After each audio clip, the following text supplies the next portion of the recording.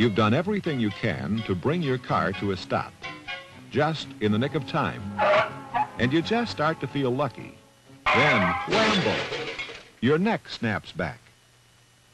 You hear the tinkling of glass on the pavement, and you slowly realize that you've had an accident, in spite of your lucky escape. What you get away with up front can take its toll from behind. Sure, you may be able to stop very quickly, but the driver of the car in back of you may not. There's a good reason why he may not, besides the fact that he may not be paying perfect attention. You're both going 25 miles an hour. He's close behind you. You get cut off. Your car travels 27 feet before you can react and hit the brakes, which flashes your stoplight. That catches his eye, and he reacts, his car traveling 27 feet while he does. Then his braking distance is another 38 feet, which smacks him into you. Your defense is to get more distance. How? Well, suppose you have what seems like a real bumper chaser hanging on behind you. Keep track of him in your rearview mirror. Slow down and encourage him to pass. If for some reason he just keeps sitting on your tail, go on opening more and more distance between your car and the traffic ahead of you. That way, you always have protection in front and room to make a smooth, gradual stop that even a tailgater can react to in time to prevent a rear-end collision. Remember, in every traffic situation, the defensive driver recognizes a definite responsibility to the driver of the car behind him. Before you claim the other driver is at fault, ask yourself if you did everything you reasonably could to prevent an accident. You are the eyes of the drivers behind you, to the extent that you can see what they cannot. But they can't read your mind. Give them as much warning as you can. Flash your brake lights. Use turn signals or hand signals. That means you yourself have to know what you intend to do. For example, you may find a traffic light changing and not quite be able to make up your mind whether to keep going or stop. At the last minute, you decide to stop.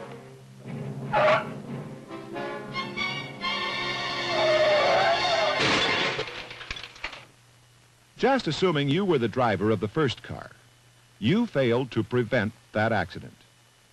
It will cost both of you time and money. You can't ever figure that the other driver is going to take up the slack. When you operate your car in such a way that it may be hit from behind, your only defense is the possibility that the driver behind you had some training in defensive driving. A defensive driver knows what the expression stale green means. When he sees a light showing green for a certain period, he doesn't expect some magic extension of time for his benefit. If you don't want to be in a position where you have to make up your mind about stopping at the last minute and perhaps be hit from behind, take your foot off the accelerator and rest it lightly on the brake as you approach an intersection where you've seen a green light for quite a while. Then you won't be caught by the light. And as you come to a smooth, even, gradual stop, the driver behind you will have ample time to stop without crashing into the rear of your car.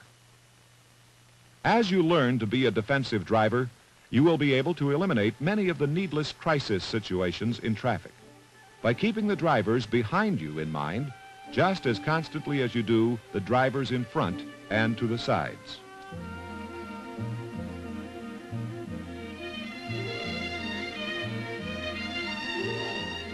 Alertness is the most valuable defensive driving principle you can use to protect yourself from the rear-end collision.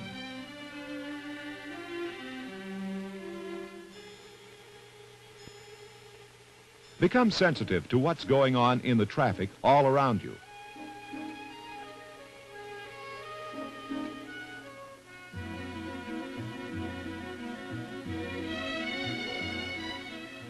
Be aware of all the hazards, all the time.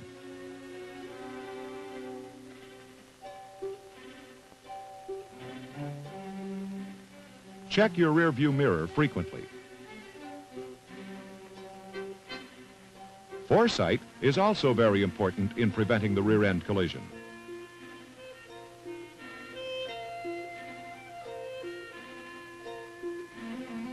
Learn to predict what will occur in the traffic streams around you.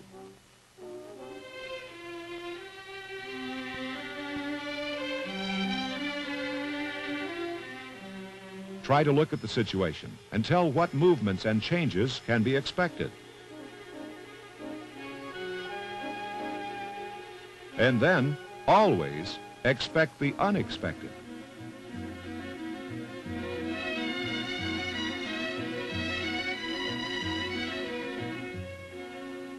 If you are ready before the emergency develops ahead of you, you can do something about it in time to prevent the car behind you from crashing into you. So here's your defense formula for rear-end collisions. Anticipate the hazards so you can avoid tight situations in front of you. Know what you're going to do. Give the driver following you as much warning as you can. Get space enough to keep yourself in the clear. And always stop smoothly and gradually.